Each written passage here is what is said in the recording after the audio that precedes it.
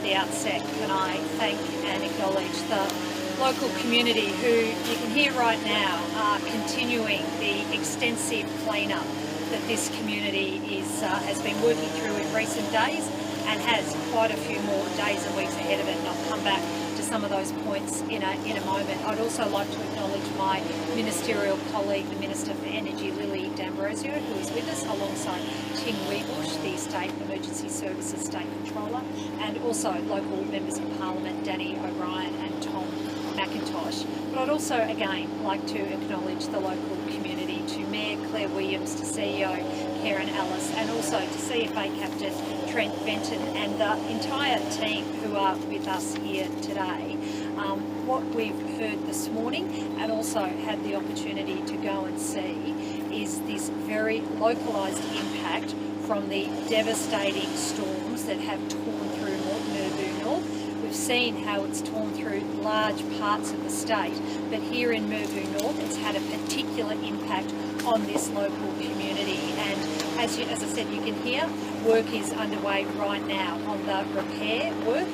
There's still work going on in terms of assessing the structural damage in town, and the current estimates are there's probably at least 16 homes that have been identified as uninhabitable, and that number sadly is expected to increase as those assessments are continuing to be undertaken.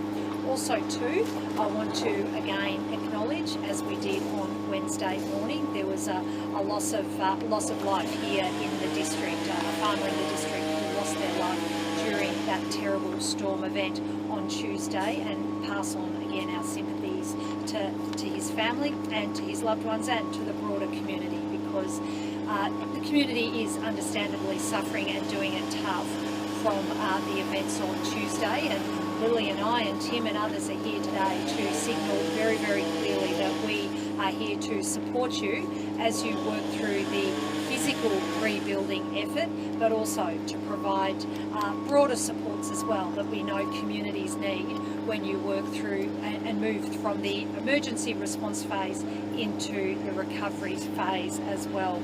And that is why I also wanted to today announce that we are activating the prolonged power outage payments, given and acknowledging that there are still many communities, many power customers who are facing prolonged periods of power outage. Now, since those catastrophic winds tore through the state on Tuesday afternoon, at its peak there were around 530,000 customers without power.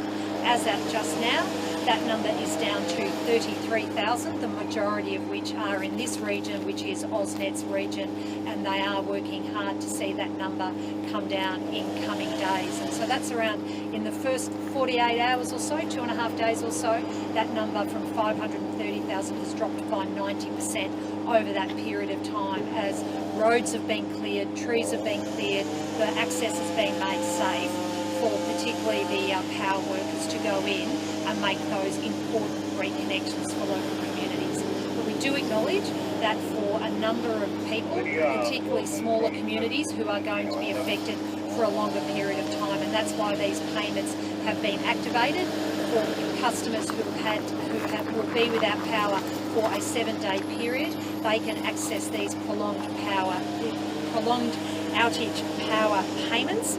And I also want to acknowledge the work that has been undertaken very rapidly with the federal Labor government, who are supporting this payment as well through the emergency response arrangements that we have between state and federal governments. And so those payments are $1,920 a week for up to 3 works for residents, and a $2,927 payment per week for businesses. If customers are wanting to access these grants and get in and start preparing the work, the arrangements will be done through the distribution businesses, and the Minister has been very clear that we want this payment to be processed as easily as possible for customers to be able to access. Furthermore, we are also providing additional support to councils, and from tomorrow the waste levy will be waived for storm impacted areas, so that's around 21 local government areas. And as you can see, there's a lot of a lot of work to go to get things to the local tips, to get into the waste systems, and that's why we are waiving those waste levy fees from tomorrow through to the 30th of April. A practical way that we can provide support to councils, but also too so communities can continue to get on with the big clean-up job that they have ahead of them. Before I hand over to Tim, again, I do really want to thank the local community. The stories we've heard this morning, those real life experiences from the local community that they have shared with us about their experience here in Tuesday, demonstrates just how frightening it is to have gone through that tornado-like experience which has been described to us today by local residents, and we are really thankful that there has not been further loss of life as a consequence of that massive storm event that's come through. It's a lot of damages to homes and properties, and we'll continue to support local communities and local councils as the rebuild continues, and it will continue for many weeks and months ahead. I'll now hand over to Tim.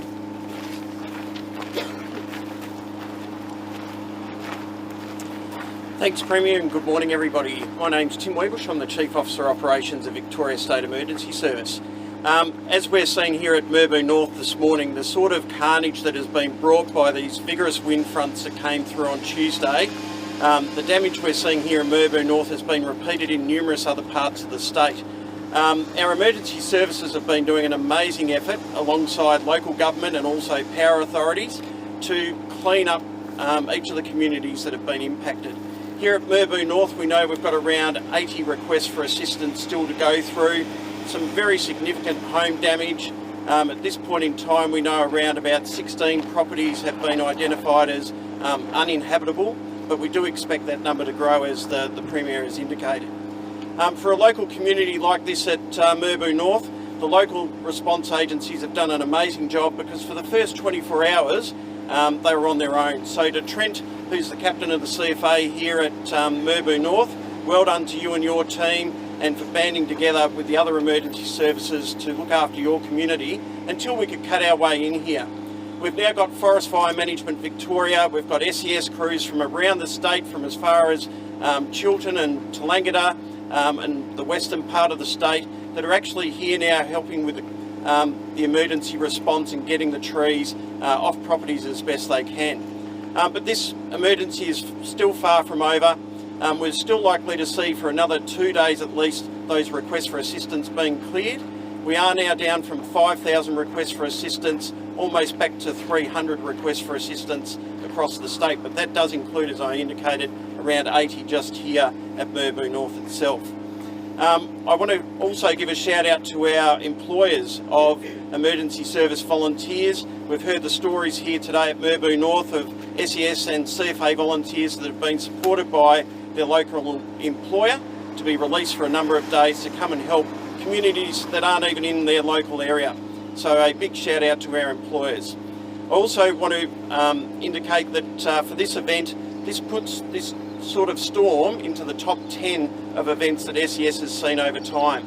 SES has had 3 of its busiest years with storms and floods right across the state, and this event of around about 5,000 requests for assistance is now in that top 10, with some of the busiest times being back with those storms that we did see in June 2021 and October 2021. So we are starting to see more often these extreme weather events impacting on communities, but we're also seeing great resilience from communities today. When we've travelled around Merbau North and we've been around other parts of the states in the last couple of days, the community are out there with their chainsaws, they're checking in on their neighbours, and that's what we ask communities to think and do in these major events. The Premier and the Minister and I are happy to take questions. I neglected, there's one area I just neglected to mention in terms of supports. I just wanted to highlight there's a number of relief hubs that have been established in communities that are expected to be without power for a longer period of time, and these relief hubs will be places where local residents can go and access go and grab a meal, have a shower, charge all the devices, get the devices charged back up, be able to make make some phone calls, get access to information and support. And also too, we're working through our emergency arrangements for the distribution of particularly vulnerable households to have access to generators. So that'll be activated over the coming, pretty much over the weekend. So I'll now open up for some comments. It is really challenging to describe it because the damage here we've seen in Mubu North is quite massive and widespread, and also speaks to the ferocity of the wind that came through this area. It's estimated, the official estimate is that was around 120 kilometres an hour, but the advice that Tim was sharing from the Bureau of Meteorology was for the sort of damage we've seen to the trees, big Strzelecki gums, big trees that have literally been uprooted, picked up and uprooted, and we've seen enormous damage to property. The wind that has caused that sort of damage is expected to be between around 130 kilometres an hour. So the damage that we can see speaks to the ferocity and the destruction of the winds that came through here. And I should also note too, the local community have shared with us also the impact that the hail at the same time. It was a deeply frightening experience to go through, and we can see that frightening experience continuing to be told through the devastation on the landscape we can see here in Mubu North today. What concerns In terms of the immediate issues that have been raised, it has been about making sure that those important connectivity issues are being addressed. We can see the arrival in town today of generators to get the community connected back up to power, and then also to broader mobile phone and other device connectivity. And so that has been a priority. Also too, making the local community safe from falling trees. That's a really big and ongoing piece of work. Again, the chainsaws are going full tilt around Mubu North at the moment, whether it's the Forest Fire Management team, the SES team, the CFA team, but also too, what we've heard today, members of the local community literally picking up their own chainsaws and getting out there and supporting their neighbours and supporting their local community. And we just bumped into 5 or 6 young Mubu North residents, mostly school students who aren't at school because they're out here helping with the clean-up effort. They're clearing trees, they're collecting local bins to take them to the tip and bring them back. This is the work we're seeing. So the immediate issues that have been raised with us is about that focus on clean-up, making the community safe, and then as we go forward, the assessments that are being undertaken on property, as that has been finalised, we'll have an understanding of the exact number of homes that are either uninhabitable or who need some significant structural work. There are insurance arrangements that will be activated. We also will continue to work particularly through the local council in how we support those households. The quad payments start at day 7, only day 3. Does that mean it's going to last for a very long time, or are they available? So the reason why we are announcing that we're activating them today, and they're being activated in partnership with the federal government, is so that people can get the paperwork or get in contact with their distribution business and know that that support is there. Now, we do expect the numbers of customers who will need this support. The numbers are coming down, as we've said. More than, I think, around 90% of customers who experienced those outages on Tuesday are now reconnected to their power source. But there is still that 30,000 number of customers still to be worked through. That number will continue to come down.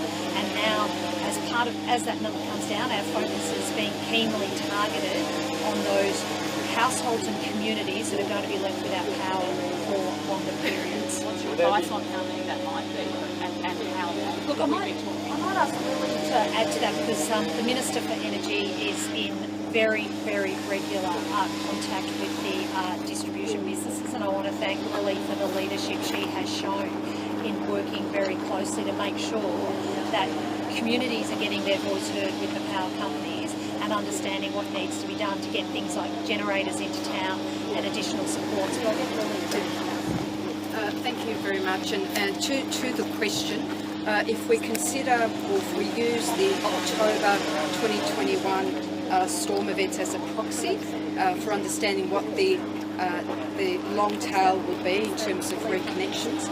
During that period, we still had around about 3,000 customers still off power after the first week. And so that gives you a sense of what we potentially are going to be faced with. However, that's a proxy. So what we've got this year, what we've got that happened 3 days ago was something that surpassed even that in terms of the viciousness and the tornado-like storms that we see that went right across the whole state. I hear there's a lot of towns in Gippsland that are expected to get their power back on Saturday. That would make it 5 days without power. Is there any consideration given to those things? Well, look, we know what it's like to certainly be without power for a long period of time. We've taken the prolonged power outage payments from the last time that they were utilised back in 2021. We believe it's about making sure that we can get to those that are really experiencing the most hardship and the most vulnerable over that extended period of time. But we're really pleased that the Commonwealth Government has agreed to come on board and support the state to ensure that we've got those funds there and available, and getting them out the door will be our first priority. I guess the question is 6 days hardship is 7 days more than the long hardship? Yeah. Well, it feels the people who've had the power for 6 days. Yeah. And look, many communities have worked really hard to be able to assist each other in these days. More than 90% of households were reconnected back on power within the first 48 hours, and that is a massive reconnection effort and outcome. We had 530,000 customers off supply. That is a massive effort in anyone's book. In fact, it surpassed the event in October 2021 in terms of the numbers of outages. What's really important here, of course, is focusing on the communities, those individuals who have got the greatest hardship, and that's where our focus will be. We'll continue to roll that out. We'll have very important practical information about how customers can apply for that. So what will happen is that once those, very soon, people will be able to register to apply for that prolonged power outage payment. And that can be registered with the relevant distribution business, the power line business, most likely to be only AusNet, and they will then work to ensure that they provide weekly payments straight into people's bank accounts, so that there's as limited fuss as possible and onus on those most vulnerable customers to get those payments into their pockets as soon as possible. But absolutely no delay.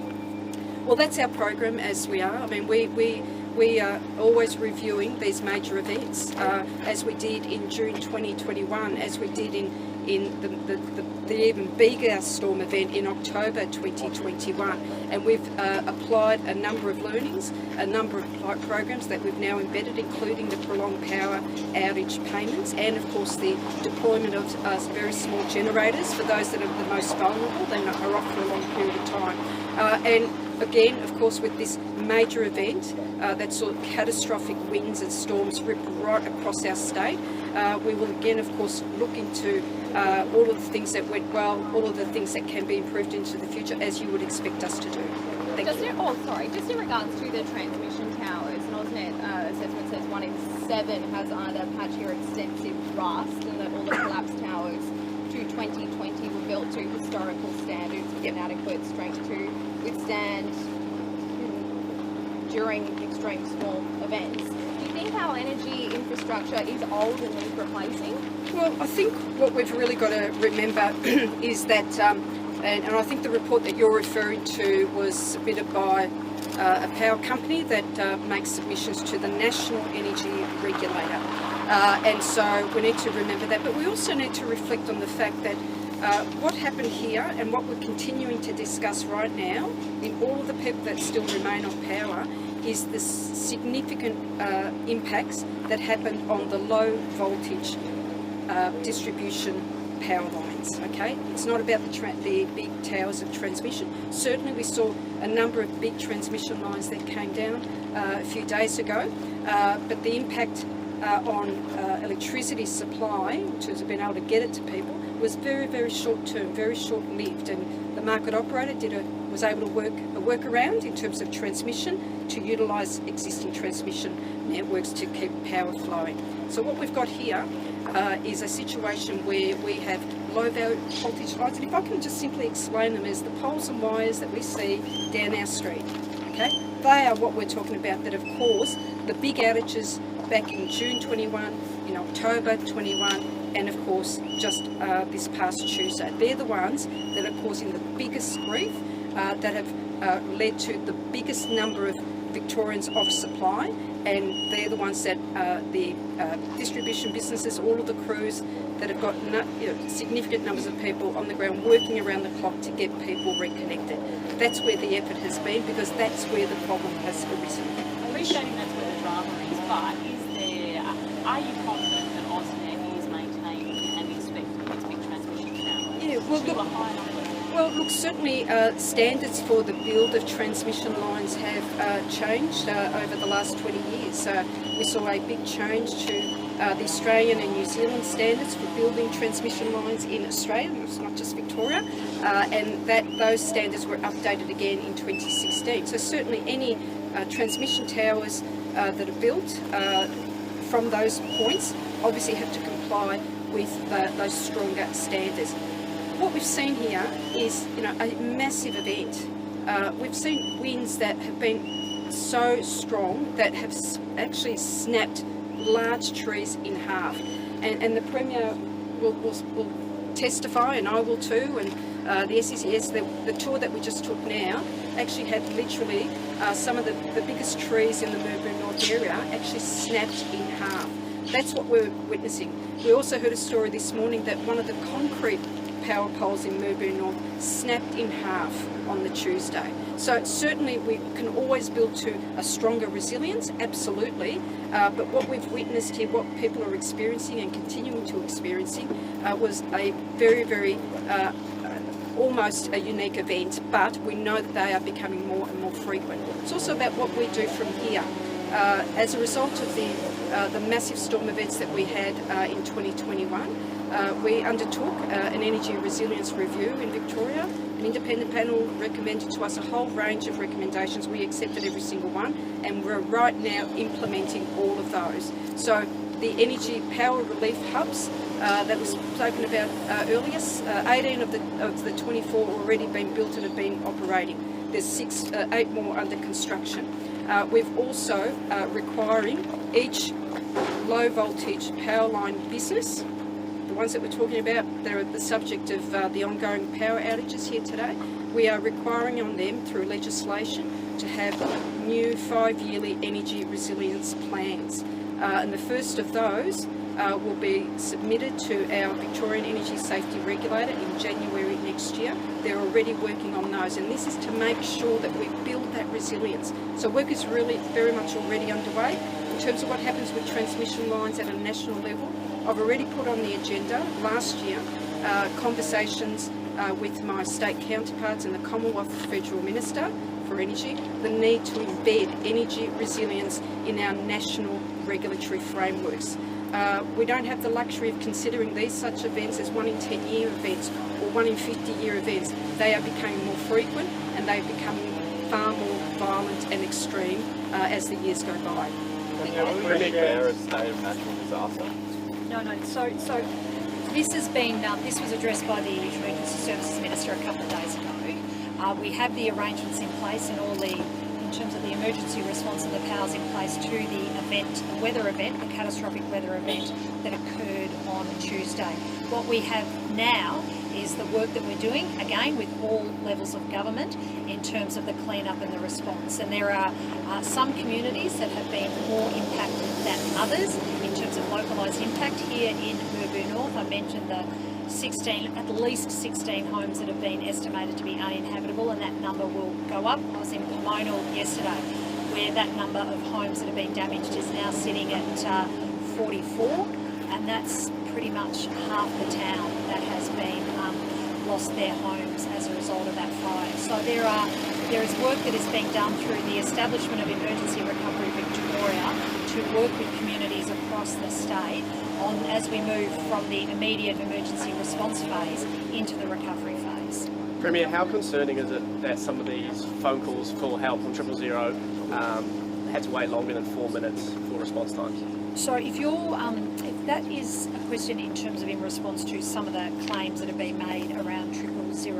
resources, I just want to be really clear, and in fact I want to thank our 000 call takers who on Tuesday, like we saw in the State Control Centre and all of our emergency agencies, all of our agencies increased their capacity in preparedness for Tuesday. There were more call takers put into 000 in readiness for the catastrophic event that was predicted and the catastrophic event that was realised on Tuesday. And it wasn't just a localised event, it was, as we can see, from fires in the west to here in Gippsland, in South Gippsland, with the devastation of the winds, in the Dandenongs, in the southeastern suburbs, in the Mornington Peninsula. It was a statewide impact as a result of those catastrophic winds.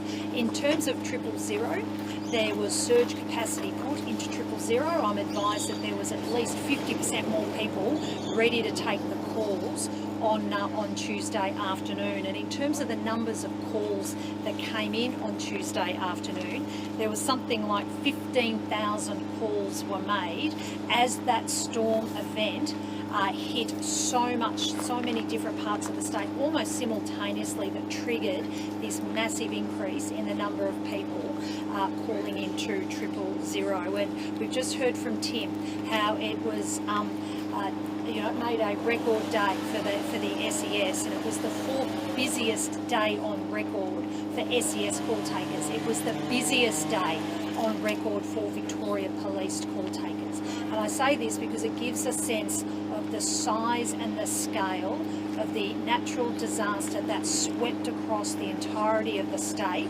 over that period of Tuesday afternoon. We've heard SES strike teams weren't sent out to Melbourne North until today. Is that right? That's I believe that's not correct, and I'm happy to let Tim address that quite directly. Yeah, so as I mentioned earlier, the ferocious storm that we saw go through Gippsland resulted in a number of communities becoming isolated just because of the fallen trees. So here at Merbau North, we saw the Strzelecki Highway and a number of the other main roads coming into town being cut at all ends. And so the community was isolated for a period of time. Local response was there on the Wednesday morning from the likes of our local SES units in the surrounding area. We don't have an SES unit here at Merbau North, but we work as emergency services here in Victoria. And the CFA locally here were doing a fantastic job in terms of getting out and supporting in their local community. And as soon as we could cut through to get into Merbau North, that's when additional resources have been able to come in and support. So as I mentioned before, we now have significant numbers of Forest Fire Management Victoria crews, SES crews, CFA crews, local government, along with the power companies that are all working hand in hand to clear the damage that you're seeing around the town today. When were you able to come? Which day? So the local SES crews were in on the Wednesday in being able to support the local community. So the event obviously happened on the Tuesday evening, and we're talking significant timber, as you probably saw as you drove into town here today, needing to be cleared with machinery. There was local response efforts with farmers and others coming to the aid of local emergency services to start trying to get access for their community. And how many SES strike teams responded on Wednesday? I don't have the exact numbers, but we had local response from the likes of Morwell and Leongatha and others coming into the community here while we're responding to events right across the state. You said it's a top 10 event over a period of time. What's a period of time? Top 10 event ever in SES history? Yeah, so our largest event was back in June 2021, where we saw just over 10,000 requests for assistance. In the same year in October, we saw around 9,800 requests for assistance as a result of one of those very extreme weather events. And we've seen a number of other events in the scale of sort of 5,000 to 6,000, but this is right up there. As I said, it's in the top 10 of emergency responses for storm that we've seen over the last 10 years.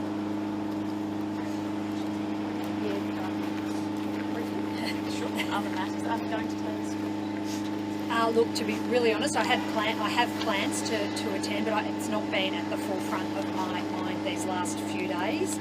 These last few days I've been very much focused on both supporting local communities by being out here on the ground, whether it's in Gippsland or the last couple of days in Grampians and in Horsham, and also coordinating with ministers and also the Emergency Management Commissioner, the statewide emergency response.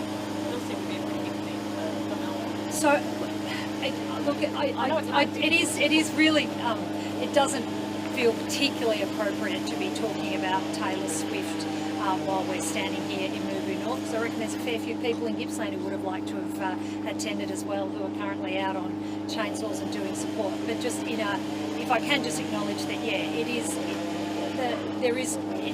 three big major events. The Taylor Swift concerts are representing a major event for the centre of Melbourne. I'm sure it'll be a great showcase for our city. It will put a lot of, it'll be a great support to our hospitality and retail industry, but as you can appreciate, I'm here very much focused on the emergency response and wish Taylor all the best for her stay. She's very welcome. Absolutely. Well, she's got a good crew. She has a big crew with her, so absolutely. Sorry, I can't. What do you make of David Littlecrouch's comments regarding the nuclear in the country of Australia? Yeah, look.